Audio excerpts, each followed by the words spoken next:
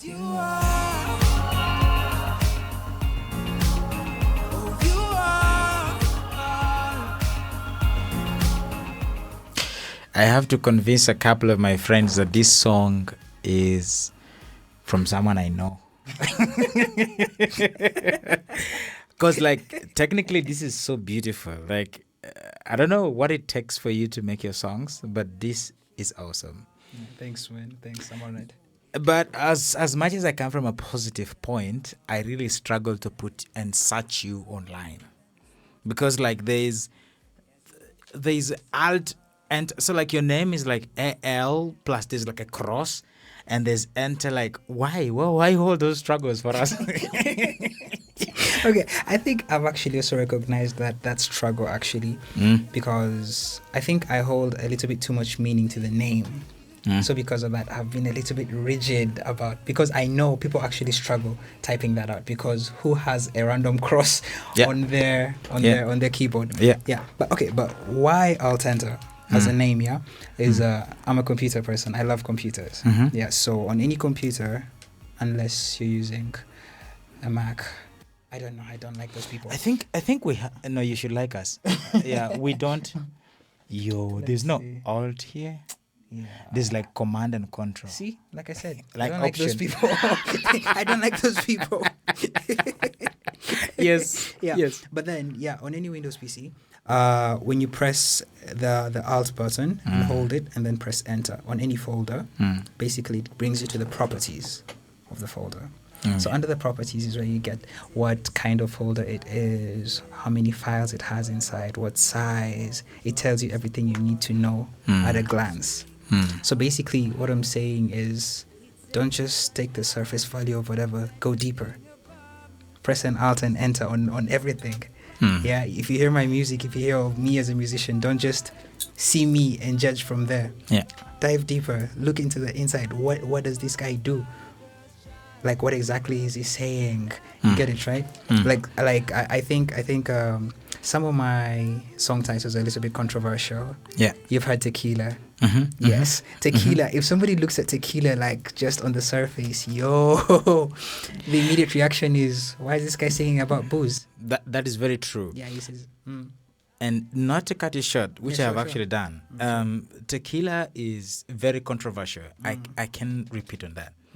Because I was at some point wondering, why? So you're going to listen to this song, but like, okay. My heart is so because you love me. My peace is real because you're with me. And when my fears and pains lay me down, Jesus, you raise me on my feet. That's good. My life is You're going line by line. Yeah, this is good. This is good. We are getting the part. You are the song my heart will sing. When darkness seeks to hold my soul ransom, I look to you and smile for real. Cause one, you're my bad habit. Two, you are my real heartbeat. And three, yeah, Jesus, you're my tequila.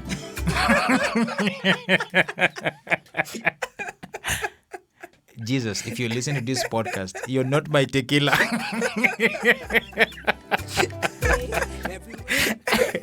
Yeah. So when we had a conversation with you earlier, there was something you were sharing, and that is one thing that you don't really like attention. It's a pretty hard statement to believe for an artist, because like you guys actually need their attention. I don't know. Come on. You need their attention, because like the music has to sell. Okay. You have to get the connections Valid. for all the promotions, all the whatever. I feel like you need that.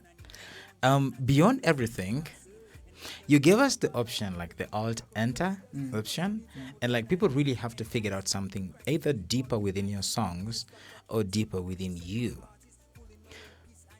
But as much as you're going to invest our time to figure out those things, you also have to show us what those things are. Okay, so here's something, yeah. I think my music does deserve attention.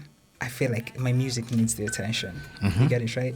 As an artist, as an entertainer, yes. But as a person, I do not know. I really do like that private aspect of What it. are you afraid of?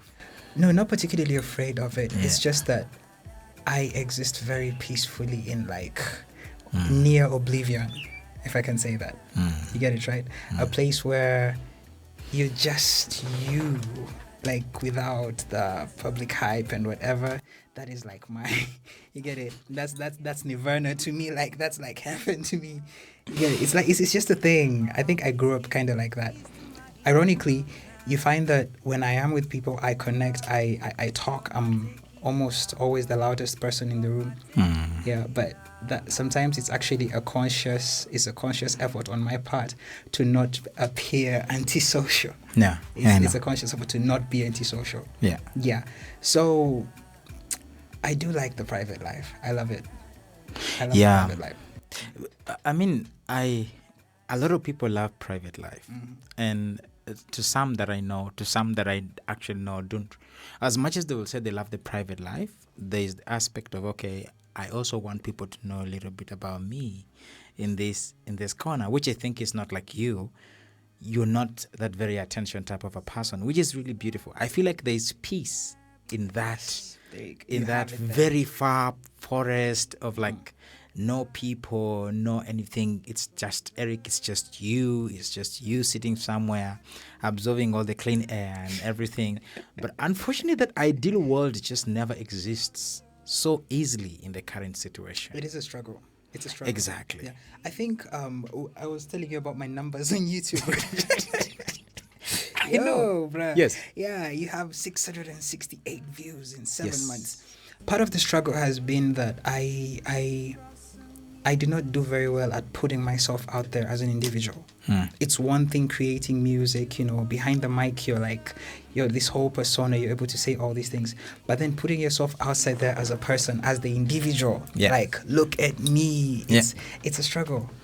My That's true. socials are very, I don't know. Like people rarely see me. Yeah. So I probably have like maybe 10 videos on my TikTok in the past 8-10 months. Of those 10, I can guarantee you that Justin, you guys will get to know Justin. Justin is like he's like my friend who's really good at social media and stuff. Of those 10, he has probably forced me to do 8 of them. Like, somebody literally pulling you and saying, it's stand like, in hey, front of the camera. you need to do this. Stand in front of the camera, and then he holds it, and then after that he edits it and posts it as me. You get it? So yeah, it's been a struggle, and you're right. It's difficult to find that balance, really. Yeah, especially in the music, because why I got into recording and everything is because I feel like I have a lot to say. A lot to say through my music, through my art, and I feel like it should reach more people. Yeah. But then I think it's now that I'm beginning to understand that creating the music is only half of the process. It's maybe half or even less than half of the process. That's true. The rest of it is getting people to actually listen to it. And it's that one's a trip in itself. That's true. Yeah. That's true. So, and I think a lot of people really are struggling with that balance, and which greatly affects, because I have a feeling that there are so many artists who are down there also keeping the music in their phones and just not letting people listen to it. As much as they really want, they're also afraid with the fact that, like, I'm going to put all these efforts. There are questions of, one, is it worth it? And then number two, what am I trading off valid. for that? Like, am I trading off my peace, I don't know whether serenity is the word here. Like, am I trading that off for the sake of, getting people to listen to me music? And knowing that we're also living technically in Africa, and all these views per pay or count in terms of money getting up, that is not like that a serious thing. So it's like, okay, so people listen to my music, so what? Am I getting the money back? What am I trading off? Better, why don't I just go down to my forest and You're stuck on this forest, yeah. It's the only place I think of when I think of peace. Because where else? Yeah. but yeah. But I'm surprised that beyond all of this that is working with you, you are still in this space to be able to make amazing music and performances. You recently performed at the Oliver Mutukuzi Festival in Zim. How did you feel about that? With all them eyes looking at you performing. You're like, guys, I'm here for the Oliver thing, but I really want to go to my forest. Okay, so ironically enough, I think in the process of, in any musical process, I feel like I become something else. So my first EP, I called it Alter Not So Ego. Why is because, okay, anybody who knows what an alter ego is, it's like a separate existence of your very self, right? So I feel like that's what my music is. It's like a whole other different side of me, a whole other different existence that is still me, but it's not like the regular me. So because of that, in the process of creating music, I enter into a different aspect of myself, and the same happens when I'm on stage, apparently. Yeah, the whole process of, making music, speaking my heart out, speaking my spirit out through my music, it's a whole different process, and it takes precedence for me over the fact that I'm standing in front of thousands of people, or like so many people. Yeah, it's like, it's a bigger deal that I am making music, so I'm able to hide my whatever behind that. I'm like, have fun, make music. Yeah. So okay, this is going to sound really this part is going to sound weird. Yes. Whatever people say when I am on stage, I usually am able to process it like in slow-mo. Like I can't catch it in the moment because I'm there but I'm not there. Yeah. I don't know if that makes sense. Like so yeah, like there's some things like the things like people were shouting in Zim, and it's after I got off stage that I'm like, wait. Did this person actually shout this? Yeah. I had to turn to my friend and be like, Tinashe, did you hear somebody shout something like this? And Yes. like, yeah, they told you that. Yeah. They even offered you this. I'm like, oh, that's why. That's why. Yes. So yeah, so it's I think it's just a learning process in itself. It's a learning process in itself, being into the music, but also like facing up with whatever else comes with it. But So, I've never been high in my life, but I think like when I'll be high, I'll be thinking like you. I want to be somewhere. I don't want to be somewhere. I want something to move in me, like. Trust me. But now that you've mentioned that, this is almost not very far of what YCM Cheaper was talking about when he was on the show. He's also a very private person. Literally, like he has a life. Like he's a medical person. He really has something else he's doing. He's in the church, and also not like really that committed like other people. But like he's in the church, like going every single time. He produces the gospel music and relates with other people as it could be. But he's also this one guy who loves getting lost within himself. It's like, okay, for him, his reason is like he's going together because that's where he gets his inspiration for music from, But there are people who have also been like that. Like, Johnny Drill. yeah. So it took me so long to actually know that Johnny Drill, not only he married, he wedded, he has a real wife, and he has a family. It's just of recent that we knew all of that information. First of all, the way you say real wife, like he could have a fake one. But No, I know the people who really have like all this showbiz life, but like, guy, literally, I had no idea about him, and I'm like, it's a huge struggle for an artist at some point.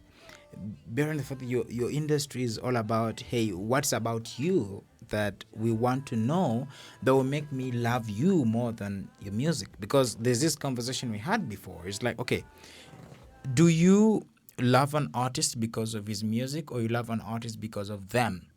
And some people, actually most people, regardless of the music you produce, if you're such a cool guy, people end up loving you for you, and that connects to even your music. That's a little bit. And then there are people that we have loved their music, we don't really know who they are, but then you don't really care a lot about them. But then the music is very how do I say it? Is yeah, it will leave you. Some people, but in some people it's also true. Like they know you. Once they know you, sometimes they can skip your songs. It's like, I know this guy. I'm gonna listen to somebody else. As I know my boy, and this is it. So how would you want your fans to be like? Because now you're in a situation that you don't want them to know more about you, but you would prefer if they go deep into your music to know about your music. So would you they love to start from music, then they can love you, or do you want people to know you deeply, who you are and what you believe in, then how they believe in what comes out of you as music? Ironically, I think it all ties into one circle actually, because it took me quite a while to actually start recording music, and why is because for me writing comes from a deep place. It comes from a place of things that I have dealt with, emotions that I've had to handle. You get it, right? So it took a while for me to be okay with sharing that side of me to people. Yeah, sharing that with like random people, because there's going to be somebody in maybe Brazil or somewhere, and they'll be listening to me talking about how I used to cry at night, like wake up in the middle of the night and cry and stuff. How it's okay to not be okay. Exactly. Like those are all things that I had to deal with personally. And that's what makes my music, my personal experiences, my personal growths. That is what makes my music. Yeah, that is what makes my music. So through knowing my music, they get to know me to an extent. Yeah. Yes. But then I feel like they get to know a version of me that I understand more, that I have been able to stabilize, that I've been able to define better. You get it, right? You're not knowing the me who was struggling with depression for months. You're knowing the me who has been through that and dealt with it. You get it? Been through that and dealt with it, and is telling you like, it's actually okay. It happens. You can actually deal with it too. You get it, right? You're not getting the me, the real time me who is maybe bitter about stuff. Like, you get it, right? Yeah, you're getting the me who has been bitter about something, and I have been able to work through it, and I'm able to speak to you from a point of positivity. Like, like it happens, but look at me, I could do this. You get it, right? Because sometimes I think, especially for gospel musicians, part of the challenge in them speaking to people is that sometimes people end up focusing on their struggles more than what comes after. You get it, right? Yeah, like sometimes the struggle is maybe addictions or divorce. Exactly, all those things, yeah. But it's good for business though. See, that's the problem though. It's not always about business. That's the thing. It's not always about business. Yeah. It's not always about business. People want to know what real time Eric is going through. People want to know what Al+Enta is going through in real time. If it's depression, then how is it going on? How is your ex still bugging you? And then what? And then that's a point of conversation. And then they're like, okay, did you listen to this song about this guy? Like, literally, he's talking about his ex. His ex is still on his neck. Don't look at the phone. There's no song about my ex. Don't look at the phone. Just don't bother. My love is you. Yeah, that's about God. So here's the crazy thing. Who knows she was your goddess? No. Listen. Let me actually tell you this, yeah? Now, My Love Is You, it's actually, I struggled with that song. I did 37 takes of the first verse before I got it right. Beauty from ashes, a precious saving grace. It's beautiful. I did at least 37 takes of the first verse before I got it right. The first verse actually, it's about, so I'm an overthinker. By nature, I'm an overthinker. And apparently I've always been, because the story that I'm telling in the first verse, like, there's always this time like where like everybody gives up on you. Mm-hmm. I don't know whether you felt that thing where like people are convinced like you are a lost cause. Yeah. Like there is nothing in you. Yeah, so there's this time in school where man, some like people, by the way, let's watch what we say to people, honestly. It liveth. Wow. Looking back, like somebody convinces you that you'll never amount to anything. Like they're that intentional about it. Yeah. They like repeat it so often that they even make you start believing like there is nothing worth in you. With you. Exactly. So that's the point where that song started coming from for me. Yeah. Like, you saw a star in me when everyone saw failure. The constant is God. Even at the moment where everybody believed that, nothing else here. The constant then was God. You get it, yeah? The constant then was God. So, no X, please. No, I trust you. God has done amazing things to our lives. And I believe that people who are watching, unless they have not taken the space to be able to appreciate how much God has done to them. To the faith of a blind man. Mercy works on the faith of a... So, gospel music is like one of the biggest exports that I get from Zimbabwe, from my end. Like when I look at like amazing artists that come from there, there's like a huge consumption of gospel music. How was it when you were there? Did you feel you were more listened to, more appreciated than when you were in Uganda? Not necessarily more, because Uganda has actually been pretty receptive. Yeah. Especially Aurora. Yeah. It's actually been pretty receptive. Though, I think the comparison that came about was Zimbabwe and Kigali. Because we did an event in Kigali in March this year. Yeah. And it was a church crowd, okay? A proper church crowd, because it was the launch of a church and then we got invited for it and everything. And the reception felt cold, cold-ish. For Rwanda? Yeah, for Rwanda. It was like kind of cold. So, the Zim crowd, it wasn't a church crowd. Remember, Oliver Mtukudzi isn't an all-out gospel artist. So it was a mixed crowd, okay? But the reception was wild. Let me tell you something. I think the most random thing for me is the fact that by the end of our set, guys were singing along to Tali. Oh. Yeah, that's so... No, but Tali is a beautiful song. Yeah.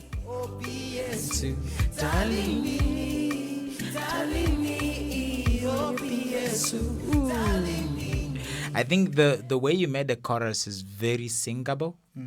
Does that word exist in English? Yeah, whatever. It works. Yeah, it's very singable. Someone can easily, rhyme to it. Yeah, but I think also because Rwanda, don't you think it's by their nature as calm people? There is that aspect of it, actually. Exactly. But because another thing I noticed is they identify very strongly with their own. Because before my set and after my set, there were Rwandese acts, and the energy was different. The energy was different. Like, yeah, they identify very strongly with their own. I think Rwanda in itself, they're very proud of their culture. Yeah, they're very, very proud of the culture as Rwandese, and so they identify with everything Rwandese very strongly. Yeah. So I think that leaves sometimes it leaves other things slightly, maybe you get it, yeah. It has to really, really, really stand out for them to tie onto it like that. That is true. But then again, these things are always like, there's always so many different factors. So it's hard to tell what is what. Maybe it's also the location where we were. Maybe it's the language. Yeah, maybe it's the language. There's so many maybes to the whole situation. Maybe what if the calmness came because they were just feeling you and they were like, oh my God, we don't know what we can do with this boy. We don't know that. It's possible. But now we know. It's possible. So yeah. It's possible. So Aish, yeah. Yeah. Now that we mentioned the Zimbabwean crowd, it's one thing you're singing a gospel song, okay? Yes. Parents, please, if your kids are there just for a moment, just, I need to say this. I'm sorry. Yeah. You're singing a gospel song. You're telling how somebody's holding Jesus as his comfort and his standard, and then a girl shouts at you, "I want to eat you," huh? Yeah, you look like the Holy Communion. Bro, let me tell you, we were on stage with a couple of friends. So we were performing with Gwevedzi, and there's a band called Gwevedzi. Yeah. They're an amazing band. I love those guys. Those guys are my fam. Yeah. And there's Gwevedzi, and then there is Malela. Malela is Kenyan. He's a poet. He's also part of the set. And then there was Donald. Yeah. So when Malela starts off the set, somebody shouts, "Kenyan guy, I want you." The guy, he lost his lines. He lost his lines. Why would you not? And then Donald, I think at some point Donald was, doing, he was backing up on some song somewhere. And then there was a targeted compliment. Later on, he tells me, "I almost got lost." I almost got lost. Now, me, remember when I told you, when I'm on stage, I am there, but I'm also in a separate existence. Yeah. Later on is when I'm thinking, I realized, and they said this. There was somebody who said this. And then there was another one who removed their jacket and was giving it to me. Like, huh. But don't you think this advice was given to you by your girlfriend? What advice? Or like you have to live in separate existences? Because like, man, see what is going on. And I'm wondering how would you respond to that? Because if that's how you responded to that after the show, maybe there's a piece of you somewhere that your girlfriend is like, no, you should do this. Because how do you manage to keep up a relationship that way? Your girl is in Uganda. You're away doing all these shows. How do you stick to the aspect of being faithful? Don't tell me the duo existent idea. No. Yeah. So how do you manage doing that? No. So, ironically, my girlfriend has never attended any of my performances. I don't think. The only time she came to us, I think, at she's not your fan of your music. She's then. a fan, but unfortunately, due to work and whatever, somehow our schedules have never managed to align ever since I started going on the road. So she's never really like watched me perform, but she's she's the most supportive person. Like, she's like all on my side. Okay. But I don't think my music has anything to do with how I relate to females per se. So that's the problem with gospel music. So do you know why people say that sometimes gospel music is having a very thin line with extreme love music? Because like it's very easy to change the characters. That is true. That is actually very true. Exactly. So true. when you change the characters and you put a different person, it just makes a very beautiful love song. Exactly. Yeah. So I think my music persona is like, that guy is chill. Like he's not really like moved much by those compliments, those the heckling, the shouting, anything. Yeah, he doesn't really feel those things much. The person after the music though, I don't know. Maybe maybe if some of those people like approached me like when I'm off stage and I'm like being like me, maybe there would be a possibility of conversation which might proceed to anything else. But anything you communicate you to, girl, you're listening. No. So there are things that after the stage can proceed to something else. No, like listen, it's like this, yeah. It's like this because then you're able to relate like as with Eric, okay? Because I might not always be Al+Enta. The performer, the character. Yeah, I may not always be that. My constant existence is Eric. Yeah, the loner, the you get it, right? Yeah, that's the one you can build like a continuous like day-to-day relationship with. It might it most likely will not happen because he has a girlfriend, but like you get the point, right? You get the difference. You're a faithful person, right?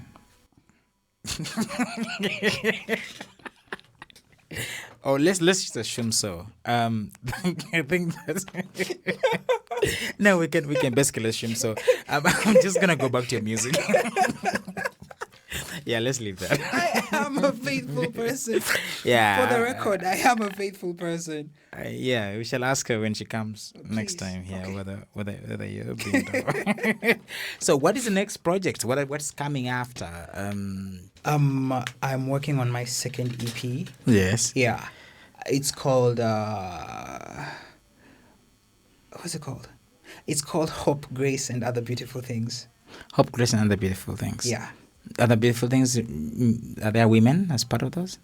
not on this EP, but women are beautiful people, not even Yes, things. so- Yeah, but yeah, so it has quite a number of songs. One of them is called Odiwar. Odiwar. Yeah, Odiwar. Odiwar is a friend of mine, actually Malela. Okay. Yeah, I mentioned him earlier. Malela's other name is Odiwar. It's Luo for midnight. Okay, I just used him I used him as a character in one of the songs, telling a story about hope. You know, I think when I graduated from school, I started working early. Actually, by my second semester of first year, I was already working. And now the field that I work in, professionally, I'm an engineer. I'm a civil engineer, and we struggle there with corruption, man. It's a thing. It's a thing. It is very difficult being a good Christian in a workspace of that kind. You get it? There's always shortcuts being made. There's always this and that happening. It's hard being a young Christian professional. That's like two double problems, because even the music industry, I think being a Christian is a little bit hard as well. Exactly. So Odiwar is basically like, it was where basically my story of, because you are trying to work and then you're being sent. I was the youngest at the farm, and you're being sent to drop off a bribe. Understand? You're the guy who goes and buys the envelope, puts the cash inside, takes it to so and so's office. You get that kind of thing. It's difficult because you're trying to make your place as a professional, yes, but then it's breaking so much off of you. So that's what Odiwar is about. It's about, staying true to who you are, staying true to what you believe in a tough environment. So when it comes out, you guys, you should really listen to it. No, we It's an should. interesting story. It's an I interesting think story. it's going to be one thing that we should look up to, and actually whoever is listening should be able to check. The only trouble you're going to get, Robert, is with the name. So the name is like alt, so it's like L, then there's like, you can put a plus. We actually figured a fix for that. Okay. We figured a fix for that, yeah. So, just so before we get to the fix, then there is a song called Grace, Grace's Vibes. There's a song called Patamani. Then there is a song called Kanisani. There's a song called Whistle Song. There's a song called it has 7 tracks in it. Yeah. So it's what I'm committed to right now. Ideally, by God's grace, it should come out at the end of November. Oh, yeah, beautiful. but I'm really excited for it. Yeah, that's beautiful. Really excited for it. Yeah. And then aside from the EP, I'm going to be a part of the Bombo Festival. Bombo Festival, it's like it's a youth gospel festival that happens in Bombo. Yeah, it happens in Bombo, I think, every year. So I've been invited to be a part of it this year. That's December this year, and I'm really excited for that. Aside from that, I don't know, I'll be working probably from home or something. Yeah. So, No, that's beautiful. So talk about the fix. Yeah, so the fix. Just type Altenta. Al+Enta. Okay. Yeah, as you hear it, Al+Enta. Yes, Al+Enta. Altenta, especially on YouTube. Yeah. The one that is a little bit maybe tricky should be like the IGs and TikToks and so on. Yeah, but there you can do AL+. Yeah, AL+ENTA. Yeah, but on YouTube, ALTENTA.